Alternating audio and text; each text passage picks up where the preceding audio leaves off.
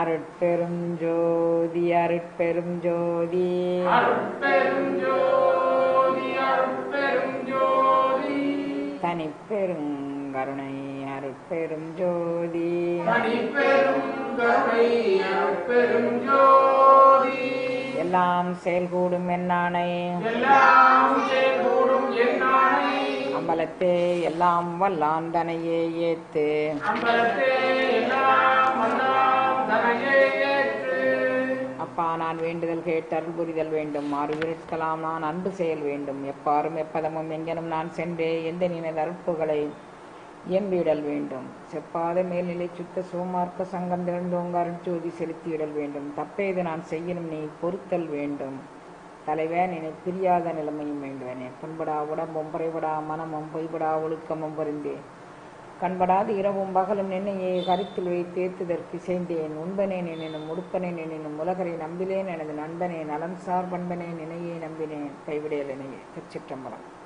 எல்லாம் அல்ல சிவபரம்பொருளின் திருவருட்கருணையினால் இன்று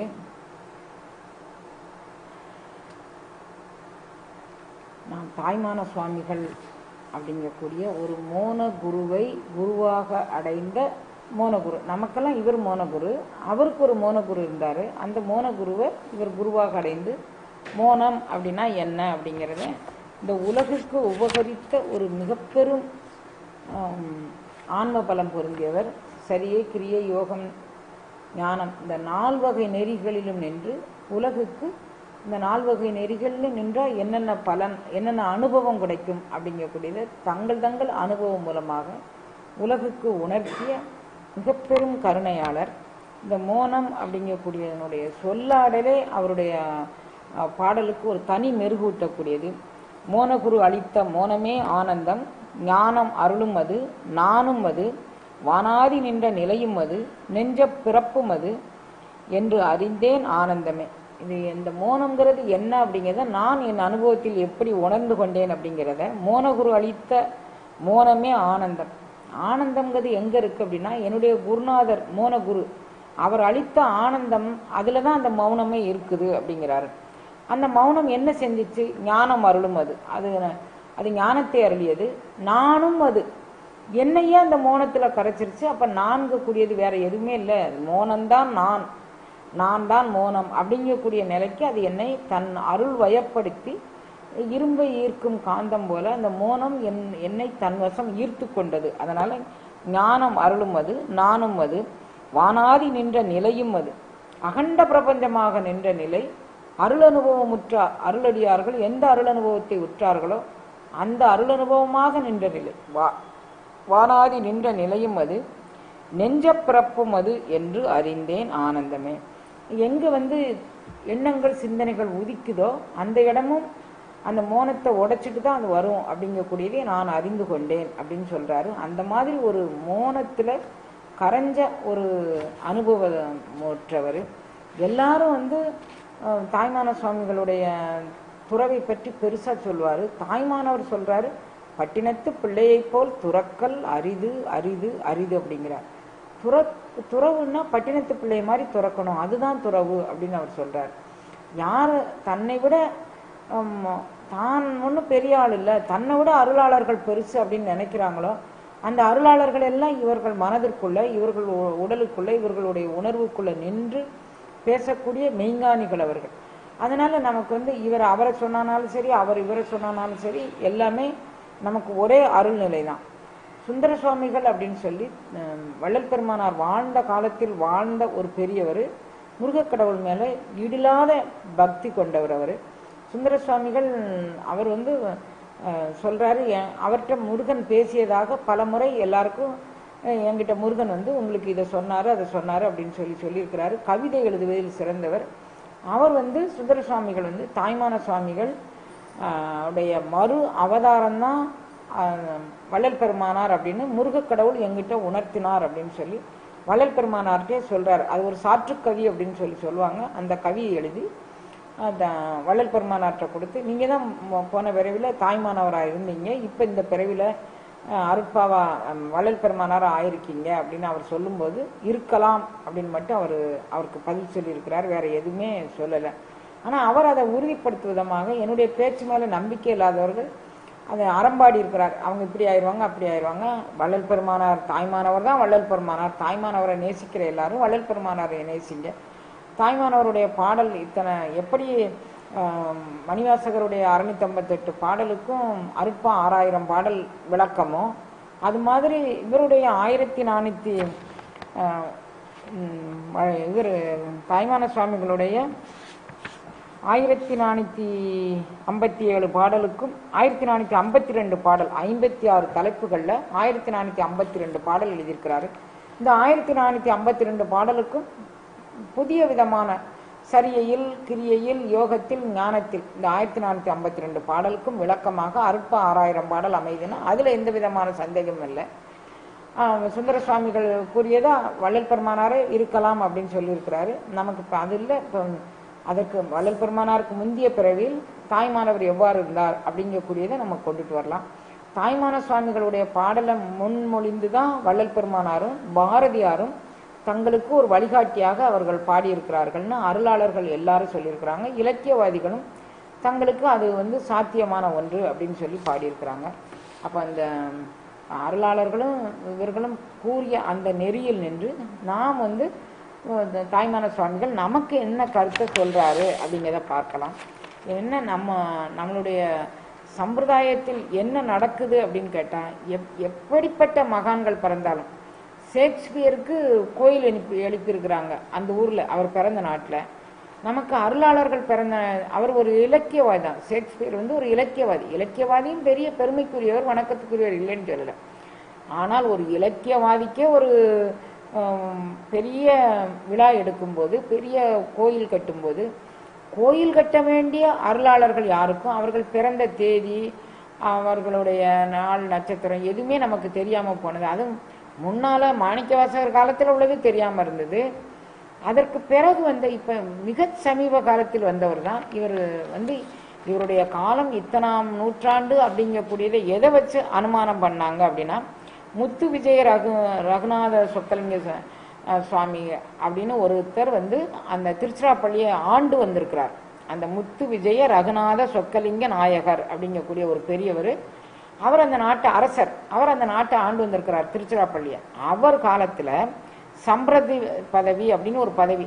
அநேகமாக நான் இந்த சம்பிரதி பதவிக்கு நான் என்ன பொருள் எடுத்துக்கிட்டேன்னா ஒரு அமைச்சு பதவி அப்படிங்கிற மாதிரி நான் எடுத்துக்கிட்டேன்.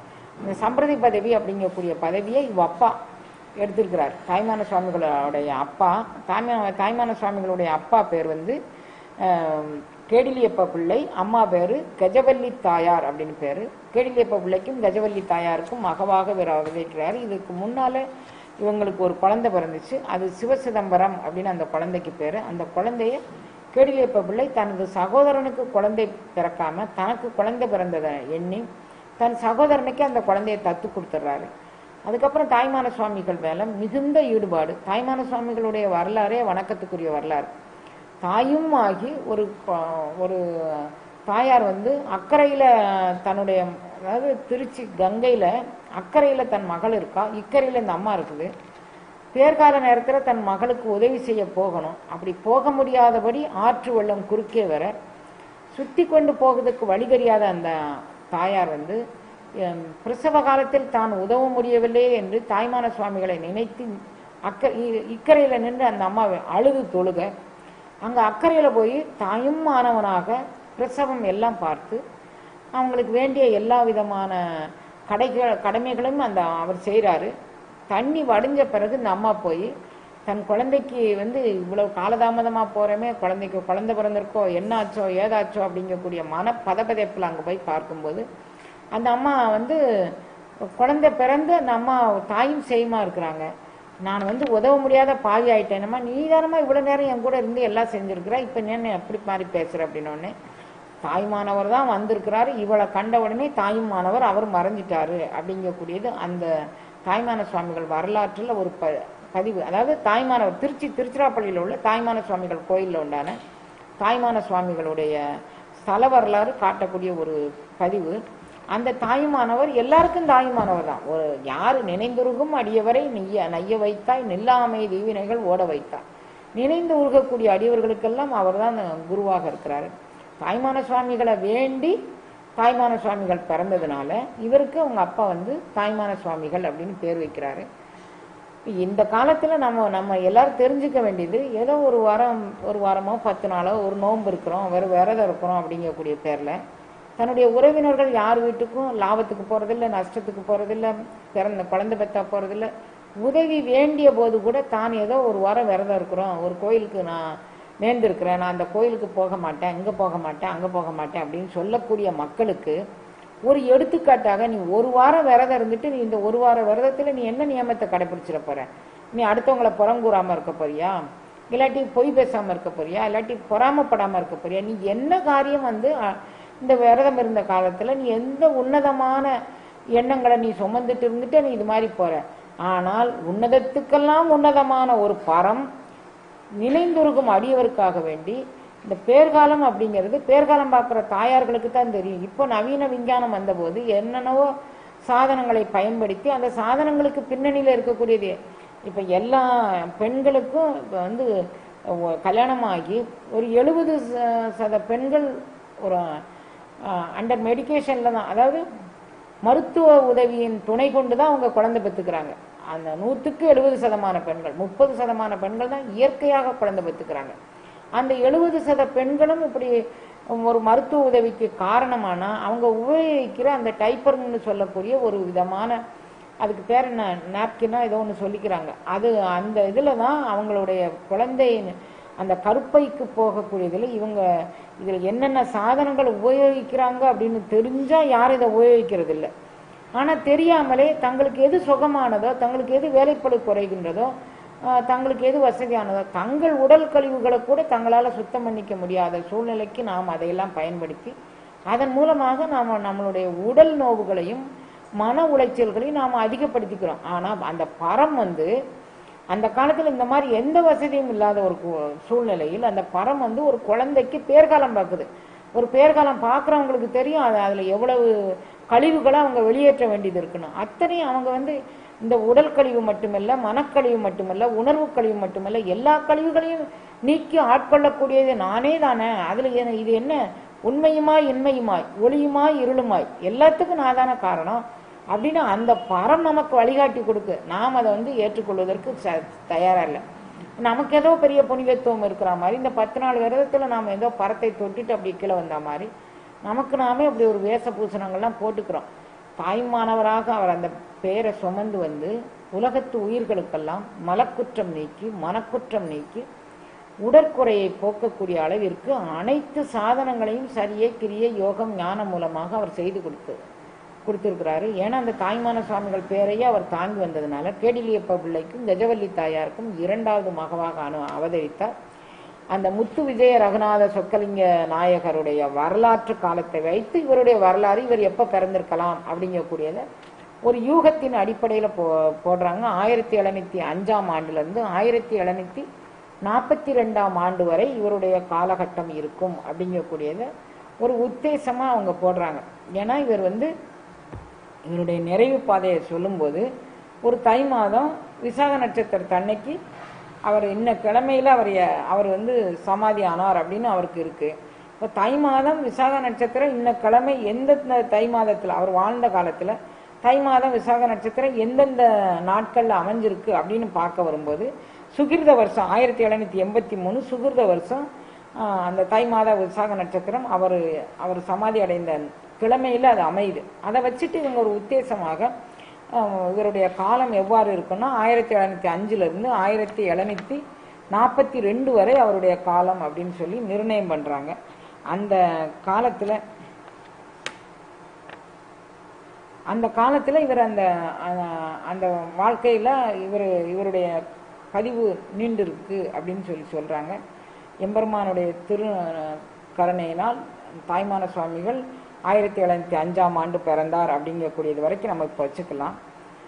சம்பிரதி பதவியில் இருந்த அவருடைய தந்தையார் சில காலம் கழித்து அவர் இறந்துட்டார். அவர் கூடையே சம்பிரதி பதவிக்கும் போயிட்டு கல்வி கேள்வி ஞானம் எல்லாத்திலும் உயர்ந்த பிறக்கும் போதே கருவில் திருவுடையார்னு சொல்லுவாங்க. சில பேர் பிறக்கும் போதே ஒரு நிறைய கல்வி கேள்விகளில் சிறந்திருக்கிற மாதிரி இவரும் பிறக்கும் போதே கல்விகளில் சிறந்து எது சொன்னாலும் உடனே பிடிச்சிக்கிற மாதிரி உண்டான ஒரு நுட்பமான அறிவில் அவர் பிறக்கிறார். அப்போ அந்த அறிவை கொண்டு அவர் அப்பா வகித்த அந்த சம்பிரதி பதவியினுடைய எல்லா விதமான சூட்சுமங்களையும் அவர் தெரிஞ்சிருக்கிறாரு. இவரும் தன்னுடைய இது பள்ளிப்படிப்பை இவர் நிறைவு பண்ணுறார். இவர் பள்ளிப்படிப்பை நிறைவு பண்ணும்போது அவங்க அப்பா இறந்துடுறாரு. அவங்க அப்பா இறந்த உடனே இவர் திருச்சிராப்பள்ளி அந்த அரசர் இவர் அவங்க அப்பா கூட வந்து போய் இருக்கும்போது இவருடைய சாதுரியத்தையும் புத்தி அறிவு கூர்மையும் கண்டு இவரையே இந்த சம்பிரதி பதவிக்கு ஏற்றவராக ஏற்படுத்திக்கிறார். இவர் அந்த சம்பிரதி பதவியில் இருக்கும்போதே உலகியல் அறிவு அனைத்தையும் அவர் தெரிஞ்சு வச்சிருந்தாலும் அந்த உலகியல் கல்விகள் மூலமாக எதை அளக்கலாம், எதை அளக்க முடியாது அப்படிங்கக்கூடியதை அவர் தெரிஞ்சு வச்சிருந்தார். உலகியல் கல்வி மூலமாக கல்வியினுடைய பரப்பளவு, உலக பரப்பளவு இவைகளை அறிந்து கொள்ளலாம். மனப்பரப்பளவை கல்வியினுடைய அறிவு கொண்டு அளக்க முடியாது. மனப்பரப்பளவை அளப்பதற்கு அருள் அனுபவம் தான் சாதனமாக அமையும் அப்படின்னு அவர் தெரிஞ்சுக்கிட்டாரு. உலகியல் பரப்பளவுகளை அளப்பதற்கு எதன் மூலமாக முடியும்? அதன் துணை கொண்டு மனதை அளக்க முடியுமா அப்படின்னா அதுவும் முடியாது. அருளியல் பெறக்கூடிய அருள் அனுபவங்களை எதனுடைய துணை கொண்டு அளக்க முடியும்? அதுக்கு என்ன நானாமீட்டர் வேணும் அப்படிங்கிறதெல்லாம் இவர் தன்னுடைய அருள் அனுபவத்தில் உணர்ந்து கொண்டு தாய்மான சுவாமிகள் மேலே தீராத காதல் கொண்டு தினமும் தாய்மான சுவாமிகள் கோயிலுக்கு போயிட்டு எப்படியாவது எனக்கு உன்னுடைய அருள் அனுபவம் சித்தியாக வேண்டும் அப்படிங்கக்கூடியதை தாய்மானவர்கிட்ட அவர் வேண்டிக்கிட்டே வரார்.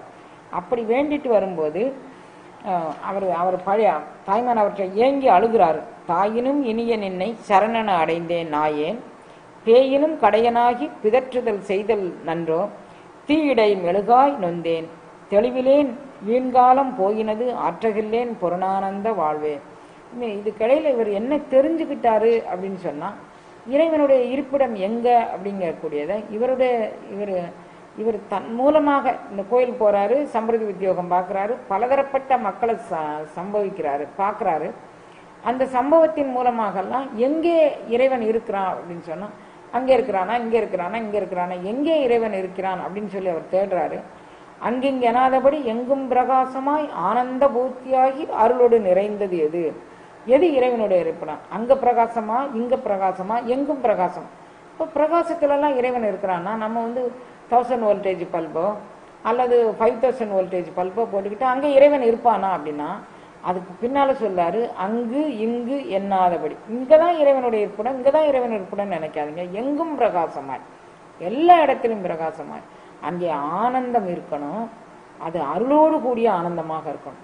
ஆனந்தம் என்பது இப்போ கொஞ்ச நேரம் ஆனந்தமா இருந்துச்சு, கொஞ்ச நேரம் போயிடுச்சு, அப்புறம் நான் ஆனந்தத்தை தேடி எழுதேன். இல்லை, அப்படி இல்லை. எங்கும் பிரகாசமான ஆனந்தம், அது அருளோடு நிறைந்த ஆனந்தமாக இருக்கணும். இதுதான் இறைவன் இருப்பிடம். நமக்கு அடையாளம் காட்ட வரும்போது இறைவனுடைய இருப்பிடம் என்ன அப்படிங்கக்கூடியதை அடையாளம் காட்டுறாரு. அந்த அடையாளத்தினுடைய இலக்காக என்ன நமக்கு அறிவுறுத்துறாருன்னா, அன்பு, ஆனந்தம், இன்பம், கருணை, வெட்டவெளி, அறிவு, ஜோதி, இது அத்தனையும் இறைவனுடைய மறுபெயர்கள் அப்படின்னு சொல்றாரு. நீ அன்பா இருந்துட்டேன்னா இறைவனை கண்டுகிட்ட அப்படின்னு அர்த்தம். அன்பு, ஆனந்தம், எப்போதும் சந்தோஷமா இருந்துட்டேன்னா அதுல நீ இறைவனை கண்டுகிட்ட.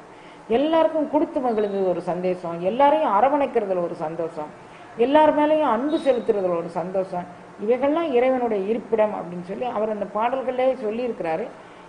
பூரணமாக அவருடைய வரலாறு, அவர் பிறந்ததே இவருடைய அரசாட்சி காலத்தில், அதாவது இந்த மன்னன் முத்துவிஜய ரகுநாத சொக்கலிங்க நாயகருடைய அரசாட்சி காலத்தை வச்சு தான் பிறந்ததே சொல்லியிருக்கிறாங்க. அப்போ அவருடைய வரலாற்று முழுமைக்கு யாருக்கும் தெரியல. நான் அவருடைய பாடல்கள்ல இருந்து தேர்ந்தெடுத்து அந்த தேர்ந்தெடுத்த பாடல்கள்ல அவர் என்ன மாதிரி வாழ்ந்திருக்கிறார் அப்படிங்கிறத உங்களுக்கு அடையாளம் காட்டிட்டு இன்றைக்கு தாய்மானவருடைய வரலாறு சொல்லிட்டு நாளையிலிருந்து பாடலுக்குள்ள நுழையலான்னு இருக்கிறோம். இவர் தாய்மானவர் அந்த மலையில போயிருந்து தாயினும் இனிய நின்னை சரணடைந்தேன் நாயேன் பேயினும் கடையனாகி பிதற்றுதல் செய்தல். இது நான் இப்படி பிதற்றிட்டு இருக்கிறது உனக்கு நன்றாப்பா, நீ எனக்கு எந்த வகையிலாவது கருணை செய்யக்கூடாதான்னு ஏங்குறார். இவருடைய ஏக்கத்தை உணர்ந்து இறைவன் இந்த குழந்தைக்கு இப்போது சரியான பக்குவம் வந்தது. எப்பவுமே அருள்பலுக்கும் காலம் வரும்போது தான் நம்மளுடைய குருநாதரோ அல்லது நமக்கு அருள் அனுபவமோ நமக்கு பழுக்கும் காலம் வரும்போது தான் கிடைக்கும்.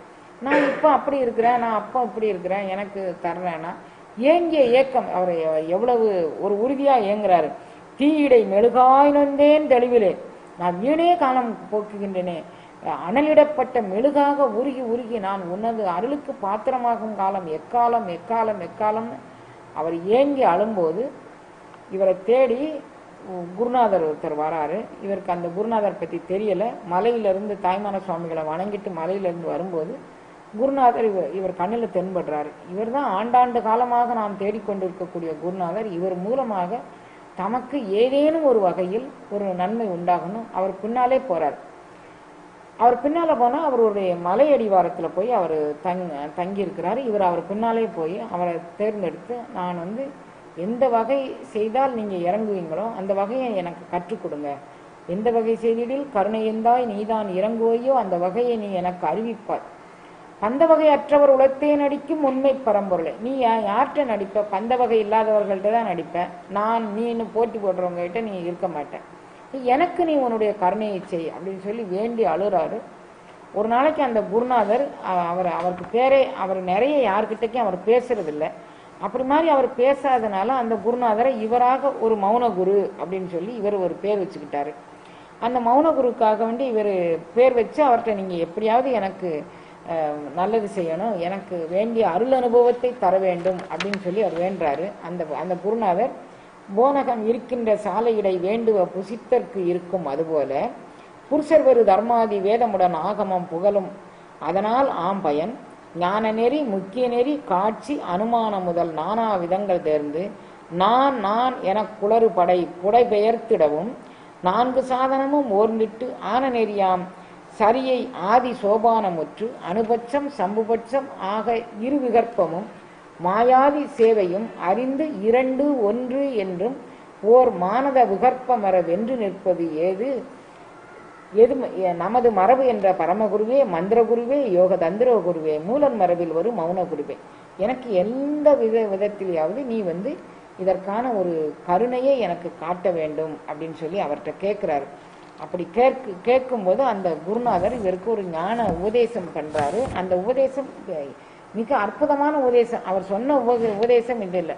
அவர் சொல்றாரு, மின்னணைய பொன்னுடலை நிலை என்றும் மையிலங்கு விழிகொண்டு மையல் ஊட்டும் மின்னார்கள் இன்பமே மெய்யென்றும் வளர் மாடம் மேல் வீடு சொர்க்கம் என்றும் பொன்னை அழியாது வளர் பொருள் என்று போற்றி இப்பொய்விடம் மிகுதி காட்டி பொறை அறிவு துறவு ஈதல் ஆதினல் குணமெல்லாம் போக்கிலே போகவிட்டு தன்னிகரில் லோகாதி பாழும் பேய் பிடித்திட தரணிமிசை லோக ஆதையன் சமய நடை சாராமல் வேதாந்த சித்தாந்த சமரச சிவானுபூதிமான மன்ன ஒரு சொல் கொண்டு என்னை தடுத்தாண்டு அன்பின் வாழ்வித்த ஞானகுருவே, மந்திரகுருவே, யோக தந்திர குருவே, மூலம் மரபில் வரும் மௌன குருவே. நான் ஒரு மௌன குருவை கண்டேன். அவர் எப்படிப்பட்டவர்னா, மந்திர குருவும் அவர் தான், எனக்கு தந்திர குருவும் அவர் தான், யோக குரு அவர் தான், ஞான குரு அவர் தான். இது நான் இப்படி சொல்றேன்னு எங்கேயோ இருக்கிறாருன்னு நினைச்சுக்கிறாங்க. மூலன் மரபில் வரும் அந்த பாரம்பரியம் எங்கிருந்து வந்திருக்குன்னா, திருமூலர் பாரம்பரியத்திலிருந்து இவர் வந்திருக்கிறாரு. நான் எங்கேயும் என் கண்காண வந்த உடனே அவர் என்ன செஞ்சாரு? மன்ன ஒரு சொல் கொண்டு என்னை தடுத்தாண்டு அன்பின் வாழ்வித்த ஞான குருவே, மந்திர குருவே, யோக தந்திர குருவே, மூலன் மரபில் வரும் மௌன குருவே, எனக்கு மௌன குருவாக மூலன் மரபில் மௌன குருவாக எனக்கு இந்த அருளை தந்தார் அப்படின்னு சொல்றாரு. அப்ப அந்த மூலன் மரபில் அந்த மௌன குரு சொன்ன அந்த மொழியை கேட்டு அவர் கூட சம்பிரதி வித்தியாகவும் பார்த்துட்டு அந்த குருநாதரையும் போய் ஆசிரியம் பண்ணி குரு மூலமாக குருவுக்கு என்னென்ன முறையிலெல்லாம் சேவை செய்ய வேண்டுமோ அதையெல்லாம் செஞ்சுட்டு அவர் இருக்கிறாரு. மன்ன என்னை ஒரு வார்த்தை கொண்டு அப்படிங்கிறார். ஒரு வார்த்தை என்னன்னு அவர் சொன்ன ஒரு வார்த்தை, சும்மா இரு சொல்லற என்றார். வேற ஒண்ணுமே சொல்ல, சும்மா இருப்பா போதும். அவர் எங்க அலறாரு. கடவுள் அருளுக்கு எப்போது நான் பாத்திரமாவேன், எப்போது பாத்திரமாவேன் ஏங்கி அழுதாரு.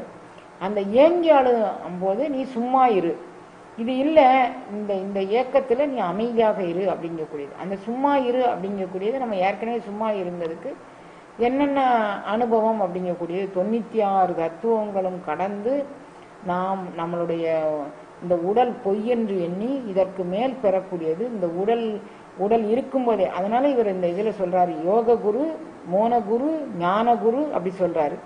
யோக மார்க்கம் மூலமாக இந்த உடலை தவிர்த்து அந்த நிராதார நிலையில், ஆதார நிலையில் பெறக்கூடிய அனுபவத்தை கடந்து நிராதார நிலையில் பெறக்கூடிய அனுபவத்தில் அந்த பேருணர்வில் கரையும் போது ஏற்படக்கூடிய மௌனத்திற்கு பேரு சும்மா இருத்தல் அப்படிங்கக்கூடியது.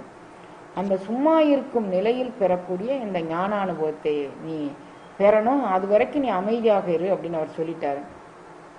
தினமும் போய் குருவுக்கு எந்த வகையிலெல்லாம் சேவை செய்ய முடியுமோ அந்த வகையிலெல்லாம் அவர் சேவை செய்கிறார். அந்த சேவையை ஏற்றுக்கொண்ட குருநாதர், உனக்கு இப்போதைக்கு என் கிடைக்கக்கூடிய அருள் அனுபவம் அந்த நான் சும்மா இருன்னு சொன்னதனுடைய பூரணத்துவம் இப்போது பெறக்கூடியதல்லப்பா, உரிய காலம் வரும்போது நீ பெறலாம், இப்போதைக்கு போய் நீ திருமணம் பண்ணிக்கோ அப்படின்னு சொல்லி அவர் சொல்லிட்டார். உடனே குருநாதர் இவரை திருமண வாழ்க்கைக்கு பந்தப்படுத்த உடன்படாதவர், அழுதார், தொழுதார், என்னென்ன செய்ய முடியுமோ அதை செஞ்சார். இல்லைப்பா, உனக்கு இந்த திருமண மூலமாக நீ அந்த அந்த இல்லற கடமையை நிறைவேற்றி வந்த பிறகுதான் உனக்கு ஞான அனுபூதி இருக்கணும்னு உன்னுடைய பிராரத்த கர்மா அப்படிதான் இருக்கு. அதனால நீ அதை மீறி நீ எதுவும் செய்ய முடியாது அப்படிங்கிறார். ஒவ்வொரு அருளாளர்களுடைய வாழ்க்கையிலிருந்து நாம் தெரிந்து கொள்வது, எல்லாரும் நம்மளை மாதிரி பிறந்து, நம்மளை மாதிரி வளர்ந்து, நம்மளை மாதிரி சாப்பிட்டு, நம்மளை மாதிரி இல்லற தர்மம் செஞ்சு, அதையும் தாண்டி அந்த ஒரு சொல் கொண்டு உறுதிப்பாடோடு நின்று, நான் இந்த உலகம், இந்த மனைவி, இந்த மக்கள் அனைத்தும் போய், இந்த சொத்து சுகம் எல்லாம் போய், இறைவன் ஒருவன் தான் போய், அங்கிங்கு எனாதபடி எங்கும் பிரகாசமாய் ஆனந்தம், பூரணமான ஆனந்தம் தரக்கூடியது இறை அனுபூதி ஒன்றுதான். மீதி மனைவினால் தரக்கூடிய சுகம், மக்களால் தரக்கூடிய பெயர் புகழ், இது எல்லாமே ஒரு குறுகிய காலவட்டத்திற்குள், ஒரு குறுகிய நேரத்திற்குள் நிற்கக்கூடியதான். இது நிரந்தரமானது அல்ல. நிரந்தரமான ஒன்று எங்கும் பிரகாசமாய் ஆனந்தமாக, பூர்த்தியான ஆனந்தமாக இருக்கக்கூடியது. அந்த ஆனந்தத்தை அனுபவிப்பதுன்னு அவர் நினைச்ச பிறகு இவர் நிச்சயம் நீ இல்லற தர்மத்தில் ஈடுபட்டு அந்த கடமையை முடிச்சுட்டு வா அப்படின்னு சொல்றாரு. அப்ப இவர் அந்த குருநாதர் சொல்லிட்டு, அந்த குருநாதர் இவருக்கு எதெல்லாம் போதிக்கணுமோ, எந்தெந்த இவருக்கு உடன் இருந்து எந்தெந்த முறையில இவரை பயிற்றுவிக்கணுமோ அந்த பயிற்றுவித்தலெல்லாம் அந்த குருநாதர் செஞ்சிட்டார். அவர் முன்னால இருக்கும்போது எனக்கு என்னெல்லாம் நடந்தது அப்படிங்கக்கூடியதை நம்ம பின்னால பார்க்கிறோம். கானகம் இலங்கு புலி பசுவோடு குலாவும், நின் கைகாட்ட மதையானை கையால் நெகிடிக்கன ஒரு மிக கட்டை ஏந்தி வரும், என்னென்னமோ செய்யும். புலியும் பசுவும் ஒரு இடத்துல குடிக்கும், ஆனா சிந்தையை அடக்கி சும்மா இருக்கும் திறன் அரிது. அந்த அரிய திறத்தை குருநாதர் சுட்டி காட்ட இவர் சிந்தையை அடக்கக்கூடிய திறத்தை உணர்ந்து கொண்டு திருமண பந்தத்தில் ஈடுபடுறாரு. திருமணமா மட்டுவார் குழல் அம்மா அப்படிங்கக்கூடிய மட்டுவார் குழல் அம்மை அப்படின்னு சொல்லி அந்த அம்மா பேரு. அந்த மட்டுவார் குழல் அம்மையை இவர் திருமணம் செய்து கொண்டு கனக சபாபதி அப்படிங்கக்கூடிய ஒரு குழந்தை பிறகு, அந்த குழந்தை ஆண்டு நிறைவு அடையதுக்குள்ள அந்த அம்மா இறந்துடுவாங்க. அந்த குழந்தைய இவருக்கு ஏற்கனவே இவருக்கு மூத்த அண்ணன் ஒருத்தர், கேடிலியப்ப பிள்ளையோட முதல் மகன், அவரை தன் அண்ணனுக்கு அவர் தத்து கொடுத்துட்றாரு. அந்த அண்ணன்ட்டே இவருடைய குழந்தையும் அவருக்கு கொடுத்துட்டு, இவர் கொடுக்கல, இவர் அந்த குழந்தை அவர் மனைவி இறந்த உடனே இவர் அப்பவே வீட்டை திறந்துடுறார். வீட்டை திறந்துட்டு அவர் தன்னுடைய குருநாதரை தேடி, தன் குருநாதர் சும்மா இருன்னு சொன்ன அந்த நிலையை தேடி அப்படியே இவர் என்னென்ன நிலைக்கு தான் ஏற்பட முடியும் அப்படிங்கக்கூடியதை தன்னுடைய பயிற்சியை சொல்றாரு. அந்த பயிற்சியின் மூலமாக நம்ம, அதாவது அவருடைய வரலாறு நமக்கு பூரணமாக கிடைக்கல. கிடைத்த வரலாறுகள்ல சில வரலாறு சொல்ல மாதிரியும் கூட இல்லை, கடினமான இதயம் வேணும் அதை சொல்றதுக்கு, அதை நம்ம பதிவு பண்ண வேண்டாம். அதனால இப்ப அவருடைய அருள் அனுபவங்கள் மூலமாக நம்ம என்ன தெரிஞ்சுக்க வேணும் அப்படிங்கிறத மட்டும் நான் சொல்றேன். இறைவன் அருள் நிலையில் உள்ளவர்களை மட்டுமே அவன் ஏற்றுக்கொள்கின்றான். ஏனைய நிலையில் உள்ளவர்களுக்கு அவனுடைய பரிபூரணத்தை காட்டுவதில்லை அப்படிங்கக்கூடியதை அவர் சொல்றாரு. நீ என்ன இந்த அருள்நிலையை எப்படி நீ பெறணும் அப்படின்னா, உற்று உணர உணர்வற்று உண்மத்த வெறியினர் போல் உணர்வேன் முக்தி மார்க்கம் உணர்வது எப்படி, இன்ப துன்பம் சமானமாய் உருவது எப்படி, ஆயினும் மற்ற எனக்கு ஐயா நீ சொன்ன ஒரு வார்த்தையினை மலை இலக்கண நம்பினேன். இந்த மௌன குரு வணக்கத்தில் நீ சொன்ன ஒரு இலக்கைக்கு நான் கொண்டு எப்பவுமே நீங்க ஒரு தியானம், ஒரு ஜபம் அப்படி பண்ண போறதுக்கு முன்னால ஏதோ ஒரு திருவாசகத்தில் ஒரு சொல்லும்போது உங்க மனம் கசிஞ்சிருக்கலாம், அருட்பால ஒரு சொல்லும்போது மனம் கசிஞ்சிருக்கலாம், தாய்மானவர் சொல்லும்போது மனம் கசிஞ்சிருக்கலாம். கண்ணை மூடிட்டு உங்கள் இரு கண்ணு அந்த கருவழியில உங்களுடைய மனதை பதித்து கொண்டு, நான் இந்த ஞான அனுபவத்தை பெற வேண்டும். உடல்ல ஏதோ ஒரு உபாதி இருக்கு, எனக்கு இந்த உபாதியிலிருந்து விடுதலை பெறுவதற்கு நீ கருணை பண்ண வேண்டும். அதுக்கு அந்த மனதிலே பதிச்சு வச்சுக்கோங்க. எண்ணங்கள் அடங்கி போறதுக்கு அது ஒரு மிகப்பெரும் இடமாக அது அமைஞ்சிருக்கு. அதனால உங்களுடைய விழிகள், அதாவது கருவிழி, அந்த உள்ள இருக்கக்கூடிய அந்த கருமணியே அப்படின்னு சொல்ல கண்ணாடு பாவாய் அப்படின்லாம் சொல்லியிருக்கிறாங்க. அந்த கண்ணாடு பாவாயில் நீங்கள் மனதை செலுத்தி வச்சுக்கிட்டீங்கன்னா நம்மளுடைய மனம் அடங்கும். உணர்வு, அதாவது உற்று உணர, உணர்வு அற்று உண்மத்த நெறியின் போல் உணர்வேன். உற்று பார்க்கணும், உணர பார்க்கணும், உணர்வு பெற்ற அதனுடைய நிலையை பார்க்கணும், உணர்வு அற்ற பிறகு உண்மத்த நிலையை பார்க்கணும். அப்போ ஐயா நீ என்னை ஒரு வார்த்தையில் படுத்தாயே, அந்த ஒரு வார்த்தையை நான் நினச்சிக்கிறேன் அப்படின்னு சொல்கிறார். அதுக்கப்புறம் இவர் அந்த இதெல்லாம் நமக்கு எப்போது கிடைக்கும் அப்படின்னு அவர் நினைக்கும் போது அருள்நிலையில் உள்ளவரே இதனை பெறுவார் அப்படின்னு நினச்சி, அருளாகி நின்றவர்கள் அறிவதல்லால் ஒருவர் அறிவதற்கு எளிதாகுமோ. அப்போ நான் அருளாகி நிற்பது எப்போது? நான் இந்த அந்த அருள் அனுபவத்தை பெற்று நான் அது மயமாக ஆகணும்னு நினைக்கிறேன். ஆனால் எனக்கு அருள்நிலை வரலையே, நான் அதை எப்போது பெறுவேன் அப்படின்னு சொல்லி அவர் கேட்குறாரு. இனி ஏது எமக்கு அருள வருமோ எனக்கு கருதி ஏங்குதே நெஞ்சம் ஐயோ.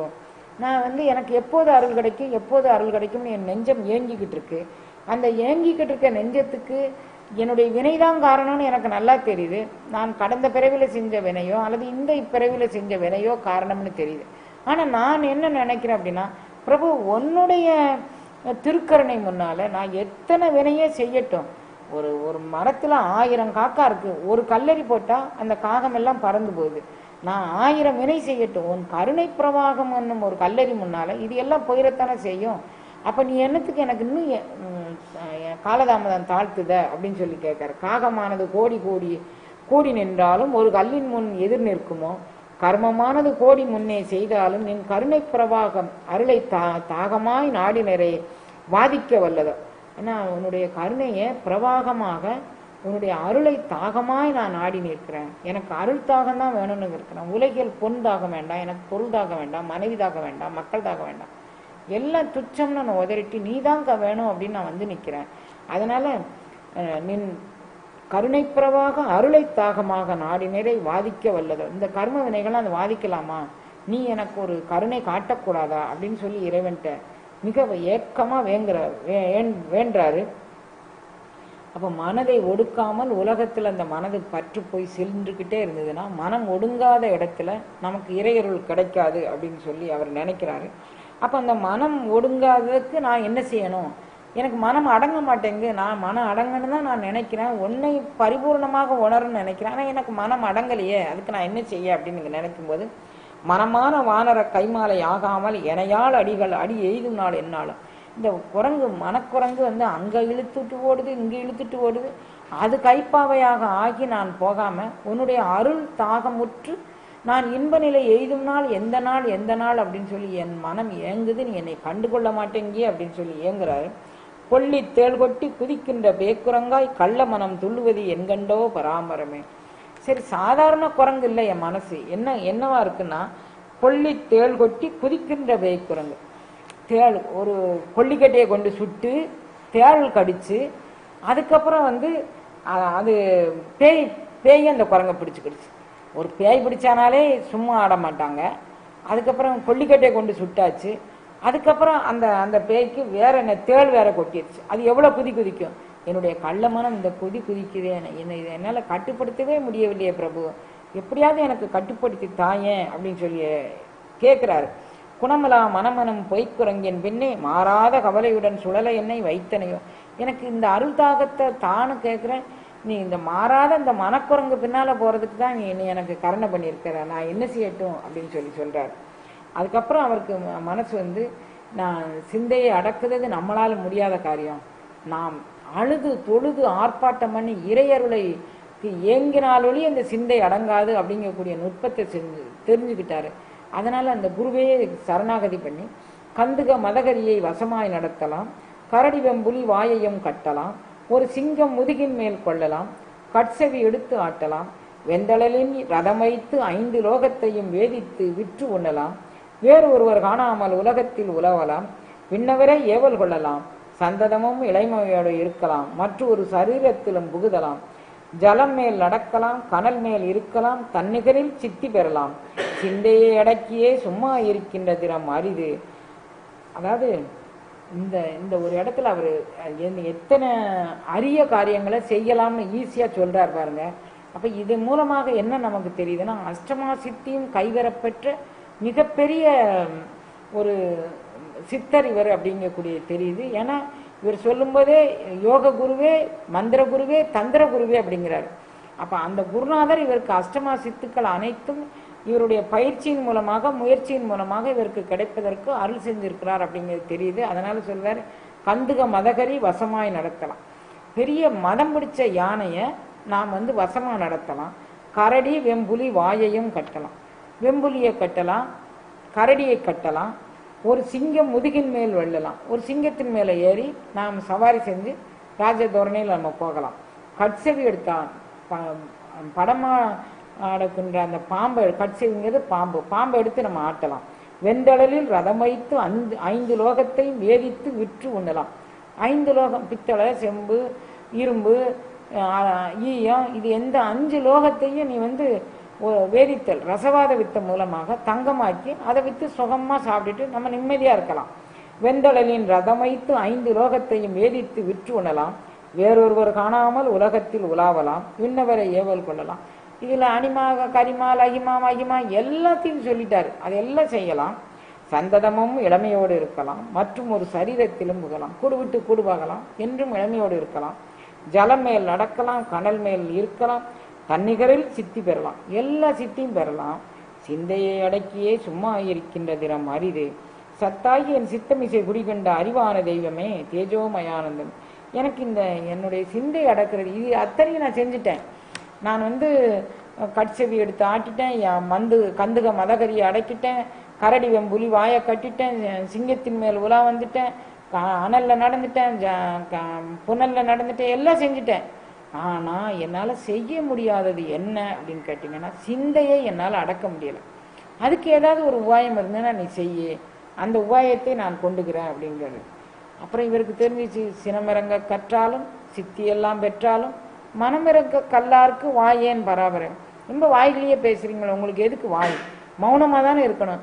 சினமிறக்க கற்றாலும், நான் சினத்தெல்லாம் வென்றுட்டேன், அட்டமா சித்தி பெற்றேன், எனக்கு யார் மேலுமே கோபம் வர்றதில்லை. நான் ரொம்ப சமாதானமா, யார் வந்தானாலும், அவங்க என்னை அடித்தாலும், என்னை திட்டினாலும், என்னை என்ன செஞ்சானாலும் நான் அவங்களுக்கு பதிலுக்கு எதிர்வினை எதுவும் செய்யறதில்லை. ஆனால் அந்த சினமிறக்க கற்றாலும், சினம் செத்து போச்சு என்கிட்ட, அது என்கிட்ட தொழில் படலை. சித்தி எல்லாம் பெற்றாலும், அஷ்டமா சித்தி மேலே கூறிய அத்தனையும் பெற்றாலும் மனமிறக்க கற்றார்க்கு வாயேன் பரவாயில்ல. நீ மனம் செத்து போலியா, அது துடி துடிச்சுக்கிட்டு ஓடிக்கிட்டு, அங்கே ஒரு ஓட்டம் ஓடுது, இங்கே ஒரு ஓட்டம் ஓடுது, இங்கேருந்து திடீர்னு ரஷ்யாவுக்கு போகுது, இங்கேருந்து திடீர்னு அமெரிக்காவுக்கு போகுது, இங்கேருந்து லண்டனுக்கு போகுது, அது மேற்கு தொடர்ச்சி மலையில் ஒரு சாது இருக்காங்கன்னு அங்கே ஓடுது, இங்கே வடக்க ஒரு இடத்துல எங்கேயோ ஒன்று இருக்கான்னு ஓடுது. சித்தர்கள் பாடல் அந்த பாடல் அது சொல்லியிருக்கணும், இந்த பாடல் இது சொல்லி, மனம் செத்து போன இடத்துல தானே இதெல்லாம் பெற முடியும். இத்தனை பேர் சொன்னதையும் அது பெறாமல் நம்ம என்ன செய்ய? மனமிறக்க கல்லார்க்கு வாயேன் பராபரமே அப்படிங்கிறார். மனமானது ஆசை என்னும் பெருங்காற்றில் அகப்பட்டு ஒரு காத்தாடி சுத்துவது போல சுத்தி என்னை ரொம்ப கிறக்கடிக்குது. காற்றில் அகப்பட்ட இலவம் பஞ்சு போல் பறந்து விரிந்து மோசம் அறிவிக்கும் இந்த மனதோடு நான் எப்படி வாழ்வேன் ஐயா அப்படி பாடுறார். பஞ்சாய் பறக்கும் நெஞ்சம் பாவியை நீ கூவி ஐயா அஞ்சாதே என்று இன்னரல் செய்யவும் காண்பேனோ. பஞ்சாய் பறக்குது என் நெஞ்சம். நான் இந்த நெஞ்சத்துக்குள்ள நான் பஞ்சு போல நான் பறந்துக்கிட்டு இந்த இதை தூக்கி சுமந்துக்கிட்டு நான் இருக்கிறேன். பஞ்சாய் பறக்கும் நெஞ்சம் பாவியை நீ கூவி ஐயா அஞ்சாதே என்று இன்னருள் செய்யும் காண்பேனும். நீ எனக்கு இன்னருள் செஞ்சு நீ அஞ்சாதப்பா, உன் மனதை நான் பார்த்துக்கிறேன். அப்ப அருள் பெற்றவர்களுக்கு அல்லாது மனம் யாருக்கும் அடங்காது. அருள் பெற என்ன செய்யணும்? எல்லாரையும் நேசிங்க. அவர் நேசிக்கிறதுக்கு தான் சொல்றாரு. இறைவன் நேசித்தல்ல இருக்கிறான், அறிவாக இருக்கிறான், ஜோதியாக இருக்கிறான், வெட்ட வெளியாக இருக்கிறான். அதெல்லாம் நீங்க இவ்வளவாக இருக்கக்கூடியவன் எனக்குள்ளே இருக்கிறான். நான் எதுக்கு இன்னொருத்தவங்களை ஏசிட்டு திட்டிட்டு அவங்க மேல வெறுப்பான எண்ணத்தை வச்சுட்டு நான் எதுக்கு என்னுடைய ரத்தத்தை நான் கொதிக்க வச்சுக்கணும்? அதெல்லாம் நான் விட்டுறேன். அதனால பஞ்சாய் பறக்கும் நெஞ்சம் பாவியை நீ கூவி ஐயா அஞ்சாதே என்று இன்னருள் செய்ய காண்பேனோ. இன்னும் அவருக்கு ஒத்து போகலை, மனம் அடங்க மாட்டேங்குது. அவர் மீண்டும் மீண்டும் இறைவன்கிட்ட வேண்டுறாரு, அவங்க குருநாதர்கிட்ட வேண்டுறாரு. ஆடு கரங்காகி அலமந்து உழன்று மனம் வாடுமென ஐயா நீ வாவனல் காண்பேனோ. கரங்காக்கி, கடங்குனா காத்தாடி, காத்தாடி சுத்துற மாதிரி ஆடு கரங்காகி அலமந்து உழலும் மனம். அங்க ஓடுது இங்க ஓடுது இங்க ஓடுது, எதுல போய் நிக்குதுன்னு எனக்கு சொல்ல தெரியல. நீ வான்னு ஒரு வார்த்தை கூப்பிட்டுட்டேன்னு வச்சுக்கோ, அந்த இடத்துல உன்னுடைய சன்னிதானத்தில் நான் எல்லாரும் எல்லா மிருகங்களும் இணைந்து இருக்கிறத காணு, என் மனமும் அங்கே அடங்கி இருந்துச்சு. இப்போ நீ வான்னு கூப்பிட்டு அந்த நிலையை தந்தா உனக்கு ஆகாதா? எனக்கு ஏன் இன்னும் கருணை செய்ய மறுக்கிறாய் அப்படின்னு சொல்லி கேட்குறாரு. காற்றாடிக்கு வந்து என்ன, காற்றாடி வால் அறுந்து போச்சுன்னா காற்றாடி கீழே விழுந்துடும், அப்போ அது சும்மா கிடக்கும். என் மனமெனும் காற்றாடிய வால் அறுக்க வச்சு மனதனுடைய திண்மையை, மனதனுடைய அகங்காரத்தை, எனக்கு இது கிடைக்காம நான் விட மாட்டேன், நான் இதை செய்யாமல் விட மாட்டேன், நான் என்ன முயற்சினாலும் இதை பண்ணியே தருவேன். நம்மளால என்னவும் செய்ய முடியாது. தசைத்திடு புன் துரும்பினையும் தங்கள் சுதந்திரத்தால் அகங்கரித்து அசைத்திடக்க முடியாது. அப்போ நீ என்ன செய்ய முடியும்? அதனால இவர் என்ன சொல்றாரு, இந்த மனம் வந்து வாலற்ற வட்டமென மாயா மனப்படலம் காலற்று வீழமும் முக்கண்ணுடையாய் காண்பேனும். என்னுடைய மனம் வந்து வாலற்ற பட்டமாய், வாலர்ந்த பட்டம் மாறி எனக்கு இது காலற்று போய் விழக்கூடிய காலம் வராதா பிரபு? நான் எதை தூக்கி சுமந்துட்டு எவ்வளவு அல்லல் படுகின்றேன், எனக்கு இதை கருணை பண்ணு அப்படிங்கிறார். எண்ணாத எண்ணமெல்லாம் எண்ணி எண்ணி ஏழை நெஞ்சம் புண்ணாகச் செய்தது இப்போதும் பராபரமே. என்னுடைய வாழ்க்கையில் நான் என்னென்ன எண்ண முடியுமோ அத்தனை எண்ணிட்டேன். எண்ண குவியலுடைய ஒட்டுமொத்த உருவமே நான் தான். எதை எண்ணணும் எதை எண்ணக்கூடாது எதுவும் பாகுபாடு இருந்துச்சா என்கிட்டனா அதுவும் இல்லை. எண்ணாததெல்லாம் எதை கவைக்குவதாவது குப்பை கூலம் எல்லாத்தையும் எண்ணிட்டேன். எண்ணாத எண்ணமெல்லாம் எண்ணி என்ன செஞ்சேன்? நெஞ்சு புண்ணானதான் மிச்சம். அதனால ஏதாவது எனக்கு லாபம் உண்டா? நான் இவ்வளவு நினைச்சேனே, இவ்வளவு கற்பனை பண்ணேனே, நான் என்னவாது கற்பனை மூலமா எனக்கு ஏதாவது நடந்ததா? ஒன்றும் நடக்கலை. அப்ப எண்ணாத எண்ணமெல்லாம் எண்ணி புண்ணானதான் மீதம். இதை நீ வந்து என்னை வான்னு சொல்லி இனி போதும் வான்னு சொல்லி கூப்பிட மாட்டியா பராபரமே அப்படி கேட்கிறாரு. இப்படி ஒவ்வொரு காலத்திலையும் கேட்கும்போது உருக்கம்தான் உனக்கு மனம். இறைவனுக்காக வேண்டி ஏங்கி அழுக, பொண்ணுக்காண்டி அழுதுட்ட, பொருளுக்காண்டி அழுதுட்ட, மனைவிக்காண்டி அழுதுட்ட, மக்களுக்காண்டி அழுதுட்ட, இறைவனுக்காண்டி நீ என்னைக்கு அழுதுருக்கிற? அந்த அழுகை தான் உனக்கு இறைவனை ஒன்றை கொண்டு வந்து சேர்க்கும் அப்படின்னு எல்லாரும் பாடியிருக்கிறாங்க. அழுதால் உன்னை பெறலாமேன்னு தாய்மானவர் வந்து மணிவாசக பெருந்தையிட்ட மிகுந்த அன்பு போன்றவர். அப்போ அவர் அழுதால் உன்னை பெறலாமே அப்படின்னு சொல்லியிருக்கிறாரு. அப்போ நான் அழணும்னு இறைவன் சன்னிதானத்தில் போயிருக்கேன். மனக்கருங்கல் பாறை உட்கசிந்து உருக மாட்டேங்குது ஐயா, அழுதா உன்னை பெறலான்னா அந்த அழுகு கூட எனக்கு வரலையே. கல்லேனும் ஐயா ஒரு காலத்தில் உருகும் என் கல்லெஞ்சம் உருகவில்லையே, நான் எப்போ உருகி நான் உன்னை பெற, நீ அழுதா பெறலாம்னு சொல்லிட்டையா, நான் அழுது உன்னை பெறணும்னு எதிர்பார்க்கிறேன், எனக்கு மனம் உருக மாட்டேங்குதே, நான் என்ன செய்ய முடியும்? வன்னெஞ்சோ இறங்காத மரநெஞ்சோ இருப்பு நெஞ்சோ வைரமான கல்லெஞ்சோ அல்லது மண்ணாங்கட்டி நெஞ்சோ எனது நெஞ்சம் கருதில் தானே. என் நெஞ்சத்துக்கு ஏதாவது ஒரு இலக்கணம் சொல்ல முடியுமாப்பா? அவர் கேட்குறாரு. என் நெஞ்சத்துக்கு ஒரு இலக்கணம் சொல்ல. எது இலக்கணம்? நான் முதல்ல வன்னெஞ்சோ இறங்காத மரநெஞ்சோ. மரத்தில் உருக்கமே வராது. மரத்தில் நெருப்பில் போட்டோன்னு வச்சுக்கோங்க, அது நெருப்பாக போய் சாம்பலாக போகுமே தவிர அது உருகி வராது. அதே அப்போ உருகி வராத மரமா என் நெஞ்சம்? அப்படி இல்லை அப்படின்னா ஒரு ஞான குருவோ அல்லது என்னுடைய பயிற்சி முயற்சி சாதனை மூலமாகவோ ஏதோ ஒரு மூலமாக இரும்பு நெஞ்சு. இரும்பு என்ன செய்யும்? நிறைய தீயை போட்டோன்னு வச்சுக்கோங்க, அது உருகி அது பாகாயிரும். அதுக்கப்புறம் அவங்க எதில் வடிவமைக்கணும்னு நினைக்கிறாங்களோ அந்த பாண்டத்தில் ஊற்றி அதை வடிவமைச்சாங்கன்னா அது மயமாக ஆயிரும். அப்போ ஞானகுருவனுடைய கருணையினாலும் என்னுடைய பயிற்சி முயற்சி கடுமையான சாதனைனாலும் இரும்பு நெஞ்சம் கொஞ்சம் உருகிறோம். என் நெஞ்சு வந்து மர நெஞ்சு, அது தன்னால் உருகாது, நெருப்பில் போட்டானாலும் உருகாது. இரும்பு நெஞ்சு நெருப்பில் போட்டால் உருகும். இப்போ கொஞ்சம் முயற்சி பண்ணுனா அதிகமான குரு காரணம் இருந்ததுன்னா, குருவருள் காரணம் இருந்துச்சுன்னா ஒருவேளை உருகுமோ? இருப்பு நெஞ்சோ வைரமான கல் நெஞ்சோ. கல்லும் கூட சில காலத்தில் சில வெப்பநிலையில் கல் உருகி ஓடுது. அப்போ வைரம் கல் இவைகள்லாம் அப்போ நான் இன்னும் கொஞ்ச காலம் பொறுத்திருந்து அதுக்கான சந்தர்ப்ப சூழ்நிலைகள் பருவநிலை மாற்றங்கள் வரும்போது சில கல் உருகுற மாதிரி நானும் என்னுடைய பயிற்சி முயற்சியில் பருவநிலை மாற்றங்களுக்காண்டி காத்துக்கிட்டு இருந்தா என்னுடைய கல் நெஞ்சு உருகுமா? அதுக்கான கருணை உண்டா? அதனால நீ சொல்லு. அப்போ வன்னெஞ்சோ இறங்காத மரநெஞ்சோ இரும்பு நெஞ்சோ வைரமான கல் நெஞ்சோ அல்லது மண்ணாங்கட்டி நெஞ்சோ. மண்ணாங்கட்டி என்ன பண்ணும் அப்படின்னா, கடினமான பொருள் அதுக்கு மேலே வெயிட்டை தூக்கி வச்சிட்டோம்னா மண்ணாங்கட்டி வந்து நொறுங்கிடும். சாதாரணமாக ஒரு சாதாரண கட்டிக்கும் மண்ணாங்கட்டிக்கும் கொஞ்சம் வித்தியாசம். அதுக்கு மேலே தூக்கி வச்சோம்னா அது நொறுங்கி போயிடும். இப்போ என் மனசு வந்து ஒருவேளை மண்ணாங்கட்டி நெஞ்சோ, இதுக்கு மேலே ஒரு கடினமான பொருளை வச்சா இறங்குறதுக்கு பேரண்ட நாயகனோட கடினமான பொருள் என்னவா இருக்க முடியும்? அவனுடைய வெயிட்டு, அதாவது வெயிட் இங்கே கடினம்னா அவனுடைய இதயம் இல்லை, அவனுடைய நீள அகல பரிமாணத்தில் அவன் பெருசு. அவனை என்னுடைய இதயத்தில் சுமந்தவனா, அவனுடைய சுமப்புனால அந்த மண்ணாங்கட்டி பிதிர்ந்து உதிர்ந்து போயிருமில்ல, அது மாதிரி செய்ய முடியுமா? எது செஞ்சா நீ எனக்கு உருக்கத்தை தருவேன்? ஏன்னா அழுதால் உன்னை பெறலான் இருக்கிறாங்க. எந்த வகையிலும் எனக்கு அழுவ வரமாட்டேங்க. இப்போ என் நெஞ்சை இதில் எந்த நெஞ்சு நீ என்ன பண்ணி என்னை உருக வைக்க போற? அது மாதிரி அவர் கேட்கிறாரு. வன்னெஞ்சோ, இறங்காத மர நெஞ்சோ, இருப்பு நெஞ்சோ, வைரமான கல் நெஞ்சோ, அல்லது மண்ணாங்கட்டி நெஞ்சோ, எனது நெஞ்சம் கருத்திலேன் தானே அப்படிங்கிறாரு. அப்போ இறைவன் எப்படியெல்லாம் செய்யலாம் அப்படின்னு சொல்லி அவரை நினைச்சு ஏங்குறாரு. அப்படி ஏங்குறவருக்கு என்ன தோணுது? உலகத்தை அடக்கி ஆள்வது. ஏன்னா இவர் சம்பிரதி பதவி வகிச்சிருக்கிறாரு. உலகத்தை அடக்கி ஆள்வது மிக எளிது, உள்ளத்தை அடக்கி ஆள்வது அவ்வளவு எளிதல்ல. நான் நான் மந்திரி பதவியில் இருந்துட்டேன். அப்போ உலகம் அடங்கிறதுக்கு எனக்கு தெரியுது. உலக மக்கள் எதை கொடுத்தா வசமாவாங்க, எதை கொடுத்தா நம்மளால அவங்கள கைப்பற்ற முடியும் அப்படிங்கக்கூடியது எளிதாக தெரிந்தது. ஆனால் இந்த உள்ளத்தை என்னால் அடக்க முடியலையப்பா, நான் இதுக்கு என்ன பண்ணுவேன்? இதை தவிர புவியியல், இந்த உலக பரப்பளவு இருக்கு பாருங்க, இந்த பரப்பளவினுடைய நீர அகலத்தை கண்டுபிடிக்க முடியும். நீ எந்த எக்ஸ்டென்ஷன் வரைக்கும் நீ ஓடுவ? நீ எங்க இந்த ஊருக்கு ஓடுவியா? அண்டாண்ட பிண்டாண்டங்களுக்கு ஓடுவியா? நீ எந்த அளவுக்கு ஓடுவ? உலகியல் பரப்புகளை எல்லாம் இந்த நாடு இவ்வளவு கிலோமீட்டர் நீள அகலம் உடையது, இந்த கடல் அளவு இந்த நீளம் மீட்டர் உள்ளது, கடல் அளவின் நீளம் தனியா, மலை அளவின் நீளம் தனியா, உலக பரப்பினுடைய நீள அகலம் தனியா, இப்படி எல்லாத்தையும் கண்டுபிடிச்சு எல்லாத்துக்கும் வரையறை வச்சிருக்கிறாங்க. என் மனப்பரப்புக்கு எந்த நானோமீட்டர் கொண்டு நான் மனப்பரப்பை அளந்து அதை கண்டுபிடிக்க முடியும்?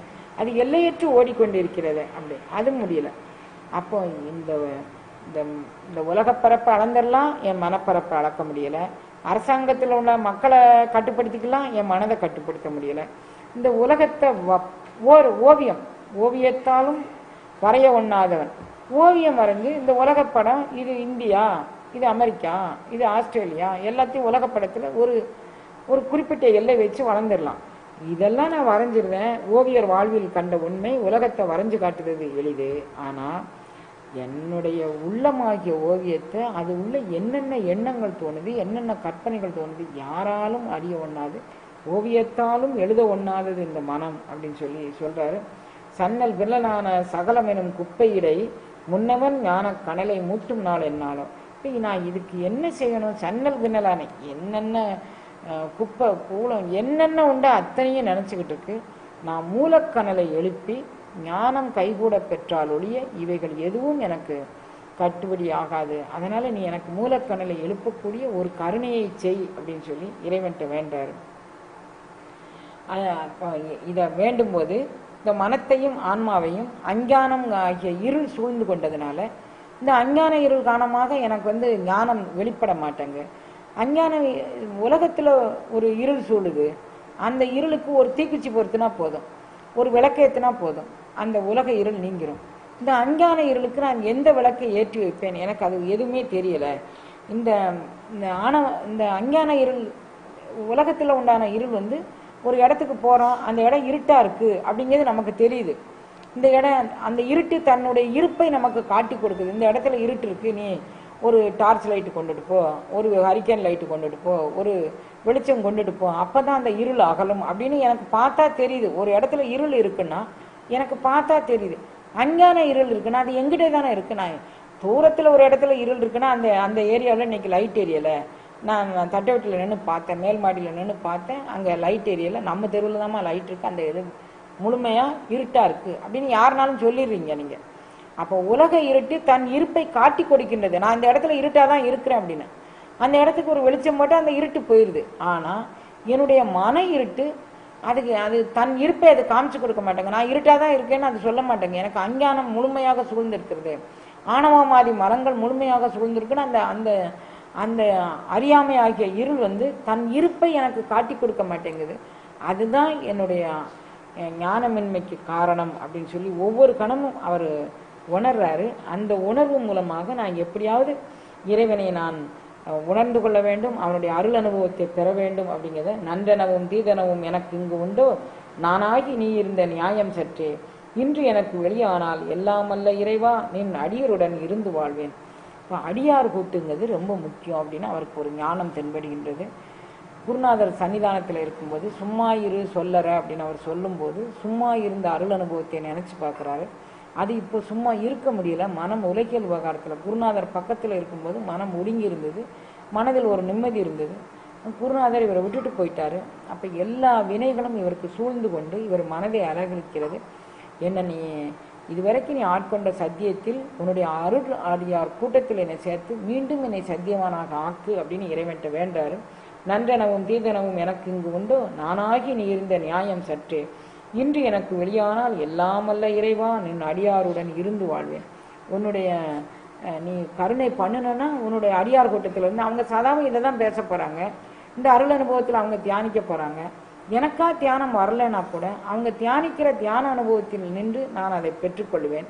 சொல்லுக்கு அடங்கா சுகப்பொருளை நாமெனவே அல்லும் பகலும் அரற்றுவது என் நல்ல சிவ ஞானமயம் பெற்றோர்கள் நாம் இல்லை என்பர் அந்தோ மோனமயமான முறை. இந்த மோனத்தில் இந்த மௌனத்தில் என்னை கரைச்சிருப்பா. சொல்லுக்கு அடங்காத சுகப்பொருள் நாம் அப்படின்னு சொல்கிறாங்க. அதை சொல்லி நான் சொல்லுக்கு அடங்காத சுகப்பொருள் நாம்னு சொல்லி அல்லும் பகலும் அரற்றுவதால் என்ன பயன்? நான் அதில் அப்படியே மூழ்கி நான் எந்த பேச்சும் பேசாமல் எந்த சிந்தனையும் இல்லாமல் நான் அற்று எனதற்று பேச்சற்று நாச்சற்று மூச்சற்று நான் அப்படியே கரைஞ்சு போகாமல் சொல்லும் பொருளும் அடங்கா சுகப்பொருள் அப்படின்னு சொல்லி வாயினால சொல்லி என்ன பிரயோஜனம்? நான் இந்த அருள் அனுபவத்தில் தோய்வது எக்காலம் அப்படின்னு சொல்லி ஒவ்வொரு கணமும் அதற்கான நிலையை ரொம்ப வேண்டி வேண்டி வேண்டி வேண்டி கேட்குறாரு. அப்புறம் அப்படி கேட்கும்போது அவருக்கு சொல்லுது, வைத்திடும் காலை பிடித்து கண்ணில் மார்பில் வைத்து அணைத்து கொண்டு கையால் வளைத்து கட்டி சித்தமிசை புகையிருத்தி பிடித்து கொண்டு தியக்கமர இன்ப சுகம் சேர்வது என்றோ. அதாவது இதனால் வைத்திடும் காலை பிடித்து கண்ணில் மார்பில் வைத்து அணைத்து கொண்டு கையால் வளைத்து கட்டி சித்தமிசை புகையிருத்தி, நான் இவ்வளவு அருள் அனுபவம் என்னுடைய சித்தத்தோடு புகை இருத்தி கொண்டு நான் இந்த அனுபவத்தை பெற வேண்டும். அது இதே மணிவாசகர் கூட சொல்லார், கையால் கழுமத் தழுமிக்கொண்டு நான் உன் கடல் சேவடி நான் பிரியக்கூடாது ஐயாற்றரசே என்று அழுது அறற்ற ஆசைப்பட்டேன்கிறாரு. இவர் அதை சொல்றாரு, வைத்திடும் காலை பிடித்து கண்ணில் மார்பில் வைத்து அணைத்து கொண்டு கையால் வளைத்து கட்டி சித்தமிச புகையிருத்தி பிடித்து கொண்டு தீர்க்கமர இன்ப சுகம் சேர்வது என்னாலும், நான் இன்ப சுகத்தில் இருப்பது என்னால் அப்படின்னு சொல்றாரு. இறைவன் குறைவிலா அமுது குறைவிலா நிறைவு கோதிலா அமுதுன்னு அவர் தெரிஞ்சுக்கிட்டாரு. அதை நம்ம எப்படி செய்யணும் அப்படின்னா, போக்கும் வரவும் இல்லாமல் நம்மளுடைய யோகக்கனல் மூலமாக போக்கற்ற நிலையில் வரவற்ற நிலையில் அவனை புணர்ந்து அனுபவிக்க வேண்டும். இந்த மூச்சு போகவும் வரவுமாக இருக்கும்போது எண்ணங்களும் சிந்தனைகளும் செதற்படும். அதனால் அப்படி இல்லாத ஒரு நிலையில் போக்கு வரவற்ற பொருள் அணைவது என்னாலும் போக்கு வரவு அல்லாது இன்பமாய் நின்ற நின் பூரணமே. அப்போ அந்த இன்பமாய் போக்கும் வரவும் இல்லாத பூரணத்தில் நான் தேங்கி நிற்பது எக்காலம் அப்படின்னு சொல்லி அவர் ஒவ்வொரு கணமும் வேண்டாரு. அப்படி வேண்டும்போது எனக்கு நீ அருள் அனுபவம் தந்துட்டேன்னு வச்சுக்கோ, அப்படி தந்தபோது என்னுடைய 96 தத்துவங்களும் ஒரே ஓட்டமாக ஓடிடும்ல. நீ தராதனால தானே இந்த தத்துவங்கள் வயம் நின்று நான் சுற்றி சுற்றி நான் வரேன். அதனால நீ செங்கதிரின் முன் மதியம் தேசடங்கி நின்றிடல் போல் அங்கணனார் நாளில் அடங்கும் நாள் என்னாலும். சூரிய ஒளிக்கு முன்னால் சந்திர ஒளி தன்னுடைய ஒளியை குறைத்து கொண்டு அது அடங்கி நிற்பது போல் உன்னுடைய அருள் அனுபவம் கூடிய ஞானத்தில் நான் அடங்கி நிற்கும் காலம் எந்த காலம் அப்படிங்கிறார். என் அறிவிற்குள்ளே இருந்தது போல் ஐயா நின் அறிவுள் நின்னுடன் யான் நிற்க வைத்தல் ஆகாதம். நீ என் அறிவுக்குள்ளே இருந்த, நான் அதை அருள் அனுபவமாக பெற்றேன். கொஞ்ச நேரம் கழிச்சு அது மறைஞ்ச மாதிரி இருந்துச்சு, உலகியல் ஞானம் வந்துருச்சு. அப்போ நான் என்ன செய்யணும், உனக்குள்ளே நான் முழுகி அப்படியே உன்னுடைய அருள் ஞானத்துக்குள்ளே நான் முத்து குளிச்சாதான் நான் அதுக்குள்ளே தோஞ்சிருக்க முடியும். அந்த நாள் எந்த நாள் எந்த நாள் அப்படிங்கிறாரு. உள்ளத்தின் உள்ளே ஒளித்திருந்து என் கள்ளமெல்லாம் வள்ளல் அறிந்தால் எனக்கு வாயுமுண்டோ பைங்கிலே. நான் இப்படி பெதச்சிக்கிட்டு ஏன் இருக்கிறேன், இத்தனை பாடல் பாடுறேன், உன்னை நினைச்சு இவ்வளவு ஏங்குதேன். நீ ஒரு சின்ன திருக்கருணை செஞ்சா போதும், உள்ளத்தின் உள்ளே ஒளித்திருந்து என் கள்ளமெல்லாம் வள்ளல் அறிந்தால் எனக்கு வாயுமுண்டோ பைங்கிலே. எனக்குள்ள ஒளிச்சுக்கிட்டு இருந்து என்னுடைய கள்ளத்தெல்லாம் நீ எனக்கு காட்டி கொடுத்து அதை நீ எடுத்துட்டு நீ மயமாக நான் ஆயிட்டேன்னா நான் எதுக்கு நான் இது மாதிரி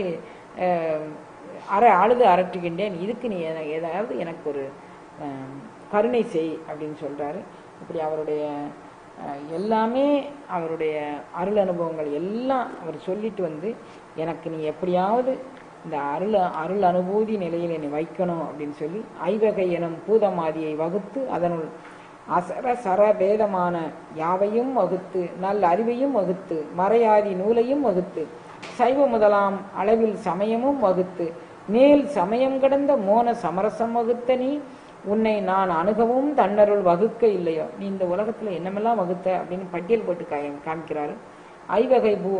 ஐவகை எனும் பூதம் ஆதியை வகுத்து அதனுள் அசர சர பேதமான யாவையும் வகுத்து நல் அறிவையும் வகுத்து மறையாதி நூலையும் வகுத்து சைவ முதலாம் அளவில் சமயமும் வகுத்து மேல் சமயம் கடந்த மோன சமரசம் வகுத்த நீ சமயத்துல இறைவன் இருக்கிறான் அப்படிங்கிறத சமயவாதிகள் நம்புறாங்க. ஆனா அருள் அனுபவம் பெற்றவர்கள் சமயமும் கடந்த அருள் அனுபவம் தாங்கள் அனுபவித்தது அப்படிங்கிறத எல்லாருக்கும் முத்தாய்ப்பா சொல்லிட்டு போறாங்க. அதுல இவர் சொல்றாரு, சமரசம் வகுத்தனி சமயம் கடந்த மோன சமரசம் வகுத்தனி உன்னை நான் அணுகவும் தன்னருள் வகுக்கவில்லை. இவ்வளவு உலகத்துல படைச்சி ஐயா, நான் ஒன்னு அடையதற்கு மட்டும் நீ எனக்கு கருணை படைக்கலையா? இது என்ன கொடுமை! இத்தனை படைச்சவனுக்கு இந்த மனதை அடக்கி நான் சும்மா இருந்து உன்னோடு சுகித்திருக்கிறதுக்கு நீ கருணை பண்ணலையே அப்படிங்கிறார். சமரசம் வகுத்த நீ உன்னை நான் அணுகவும் தன்னருள் வகுக்க இல்லையோ. பொய் வளரும் நெஞ்சினர்கள் காணாத காட்சியே பொய்யிலா மெய்யர் அறிவில் போத பரிபூரண அகண்டிதாகாரமாய் போக்குவரவற்ற பொருளே தெய்வ மர முடிவான பிரணவ சுருபியே சித்தாந்த முத்தி முதலே சிறிகிரி விளங்கவர் தட்சிணாமூர்த்தியே சின்மயானந்த குருவே. நீ எனக்கு எல்லா அருள் அனுபவம் தந்த ஒரு பெரிய சின்மயானந்த குரு. முதல்ல மோனகுரு அப்படிங்கிறாரு, அப்புறம் சின்மயானந்த குருங்கிறாரு, தட்சிணாமூர்த்தி குருங்கிறாரு. நிறைய குரு இவருக்கு ஒவ்வொரு அருள் அனுபவம் தந்ததை ஒவ்வொரு குருநாதராக தந்ததாக இவர் பாவிச்சு அப்படி பாடுறாரு, நிறைய பாடுறாரு. இவர் கண்ட சமயம் சமயம் கடந்த மோன சமரசம் வகுத்த சமயம். இவர் சமயத்துக்குள் நின்று பார்க்கல, சமயம் கடந்தது, அது மோனமானது, சமரசமானது, எல்லா ரசத்தையும் சமரசங்கக்கூடியது. உலகத்துல இருக்கு சமரசங்கிறது தொற்பு காற்பு எல்லாம் சேர்ந்தது. உலகத்துல பலவிதமான மக்கள் இருப்பாங்க, பலவிதமான குணங்கள் இருப்பாங்க. அத்தனையும் தனதாக்கி கொண்டு அவர்களுடைய குறை நிறைகளை பெரிதுபடுத்தாமல் இறை அனுபவம், இறை அருள், இறை ஞானம் இதை மட்டுமே ஏற்றுக்கொள்ளக்கூடிய தொண்டர்கள் யாரோ அவர்கள் தான் சமரச தொண்டர்கள். அந்த எல்லா ரசத்தையும் சமமாக பார்க்கும் இந்த ஒரு சமயமே என்னுடைய சமயம்னு இதுல நிறைய பாடல்ல பதிவு பண்ணியிருக்கிறாரு. அதை நம்ம பாடலுக்குள்ள போகும்போது பார்க்கலாம். அந்த பண்ணிட்டு இவர் சமய நெறியாளராக, தத்துவ ஞானியாக, சமரச பொதுநெறி கண்டவராக, எல்லாத்திற்கும் மேலாக அருஞான அனுபவம் மோனம் அப்படிங்கக்கூடியதனுடைய எல்லை, மோனத்தினுடைய எல்லை ஞான வரம்பு அப்படிங்கக்கூடிய அந்த ஞான வரம்பில் நின்று மிகப்பெரிய அருள் அனுபவத்தை கண்டவர். இவர் வாழ்ந்தபோது, அதாவது யாருமே அருளாளர்கள் வாழ்ந்தபோது யாரையுமே புரிந்து கொள்ளலை.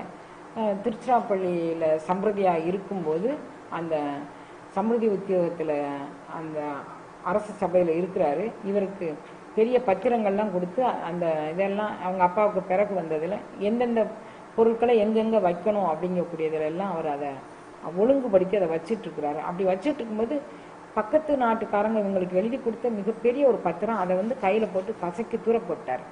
அப்போ கூட இருந்தவங்கெல்லாம் என்ன நீங்கள் இப்படி பண்ணிட்டீங்க, இது மிகப்பெரிய பத்திரம், இந்த பத்திரத்தை இது மாதிரி செஞ்சுருக்கக்கூடாது, இது நாளை பின்ன நமக்கு நாட்டுக்கு தேவை ஏற்படும் போது நீங்கள் இதை வச்சு இது இல்லாமல் நம்ம என்ன செய்ய முடியும் அப்படின்னு கேட்குறாங்க. அப்படி இல்லை, இதை விட மேலான ஒரு இது, நான் திருச்சி திருஆனைக்கு அகிலாண்டேஸ்வரியை என்னுடைய குலகுருவாக, என்னுடைய தெய்வமாக, இஷ்ட தெய்வமாக, மலைவளர் காதலிப்பெண் உண்மையே அப்படின்னு சொல்லி அவருடைய பாடலில் இருக்குது. நம்ம இனிமேல் தான் அதுக்கு போக போகிறோம். அதில் அப்படி பாடுறாரு.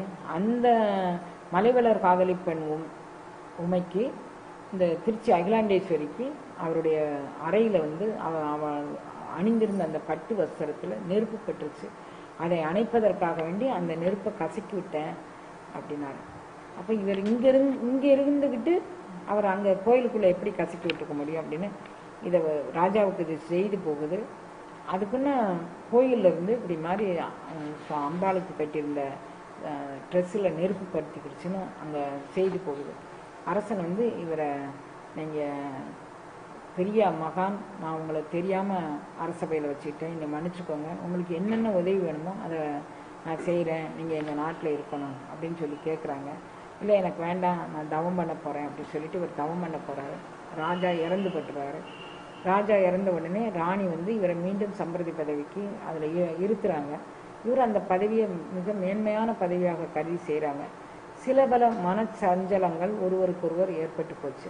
அந்த சஞ்சலங்கள் ஏற்பட்டதை அறிந்து கொண்ட தாய்மான சுவாமிகள் தான் இந்த அரண்மனையில் இருந்தால் இந்த சஞ்சலத்துக்கு மேலும் இதையிடும் அப்படின்னு நினச்சி, ராஜா இல்லாத போது அந்த ராணிக்கு வாரிசு வேறு இல்லை, தான் வந்து அவங்களுடைய சஞ்சலத்துக்கு ஒரு காரணமாக இருக்கக்கூடாதுன்னு அந்த இடத்த விட்டு அவங்க வரணும் அப்படின்னு தீர்மானிச்சிருக்கிறாங்க. ராஜா இருக்கும்போது நடந்த இன்னொரு சம்பவமும் நடந்தது.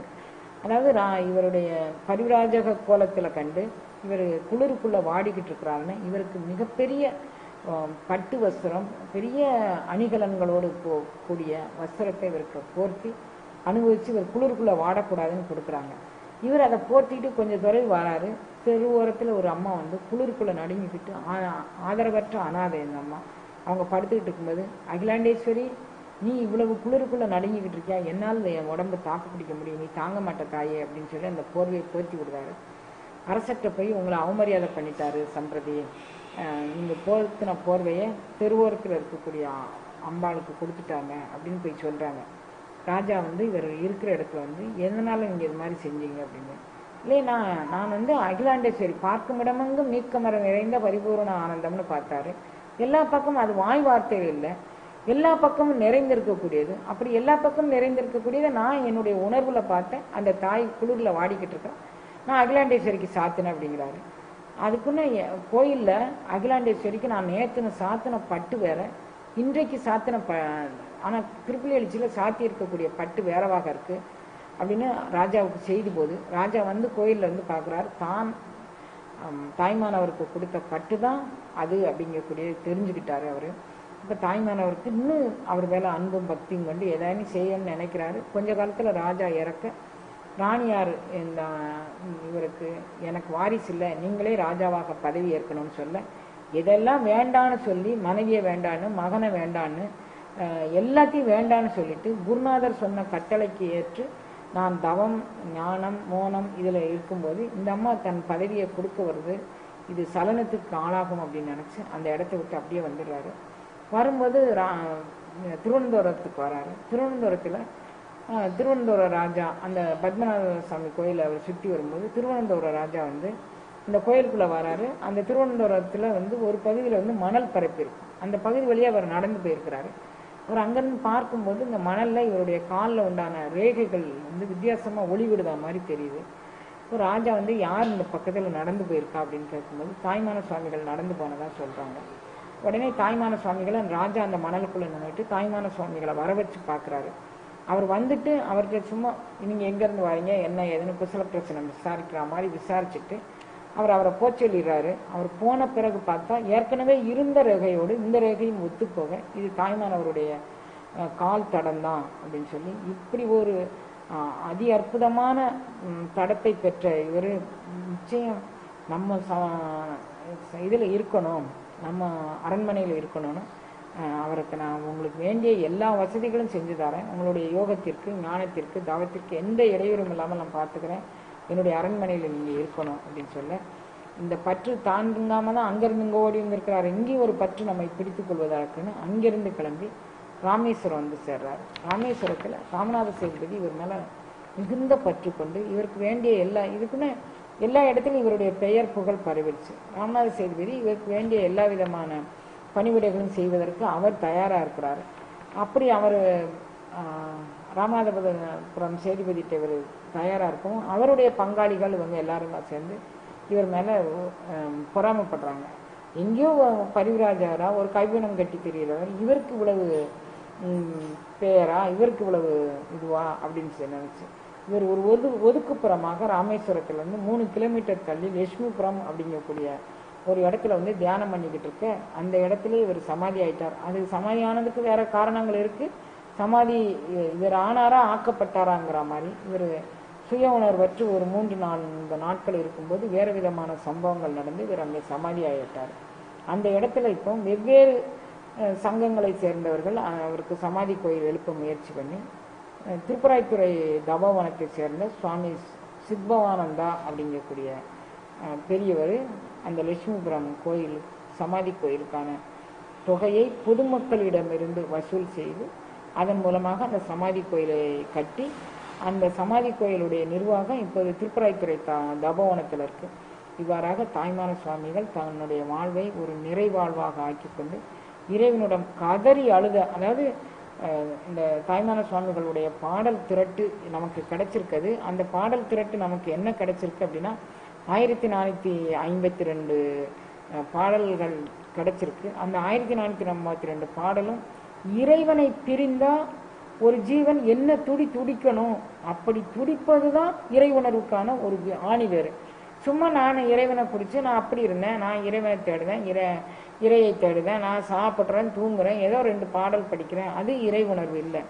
இறைவனை பிரிந்த ஒரு ஆன்மா, நான் எந்த காலத்தில் நான் உன்னை அடைவேன், எந்த விதத்தில் நான் உன்னை உணர்வேன், என்னை எப்படி உனக்குள் ஐக்கியப்படுத்திக்கிறதுனால நான் எதை விடணும் எதை விடக்கூடாது, எந்த வகையில் நீ என்னை ஏற்றுக்கொள்வாய் அப்படின்னு சொல்லி ஏங்கி அழுத இயக்கம்தான் இந்த தாய்மான சுவாமிகள் பாடல்.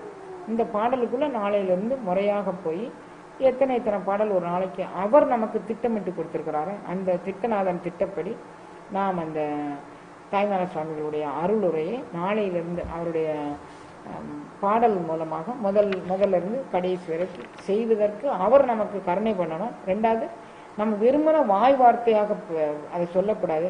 அவர் மோனகுரு அளித்த மோனமே ஞானம் அப்படின்னு சொல்றார் ஒரு இடத்துல. அந்த மோனகுரு அளித்த மோன ஞானத்தை அதாவது ஞானத்தின் வரம்பு தான் மோனம், மோனத்தின் வரம்பு தான் ஞானம். அந்த மோன ஞானத்தை நாம் பெற்று அனுபவிக்கிறது, அதுதான் அருள் அனுபவங்கக்கூடியது.